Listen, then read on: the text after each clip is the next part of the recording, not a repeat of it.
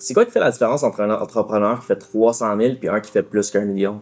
Le temps, le secteur d'activité, savoir bien s'entourer. J'ai simplifié, mais je pense que ça va être le temps que tu vas y avoir investi. OK, c'est hyper important. Dans quel secteur d'activité que t'es? Si tu te lances dans une entreprise qui fabrique des CD, non, mais ça se peut que tu décides que tu penses que tu vas révolutionner le CD, mais il n'existe plus le CD, il n'y en a plus. Il y en a encore, il n'y en aura plus.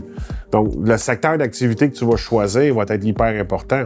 Tu vas être trop d'avance dans le secteur d'activité où ce que tu es. Moi, je me souviens de mon premier coach, en fait, comptable.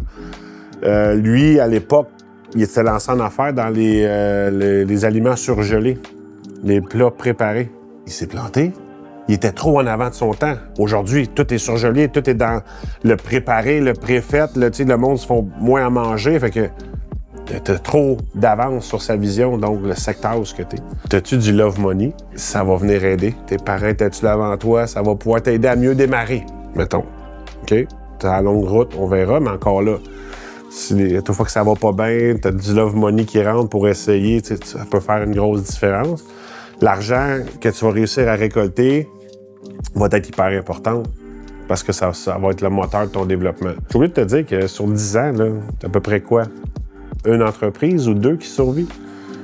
De projets d'entreprise embryonnaire, ça ne veut pas dire que tu as non plus le désir de vouloir pousser plus haut. Il y en a qui avec 300 000, en fait, c'est un entrepreneur, mais c'est plus un travailleur autonome. Il veut pas de boss, il veut gérer à sa façon, puis il va se limiter à « voici le temps que j'ai, ma qualité de vie, c'est moi qui la décide ». Le cash is king dans ta croissance, c'est important.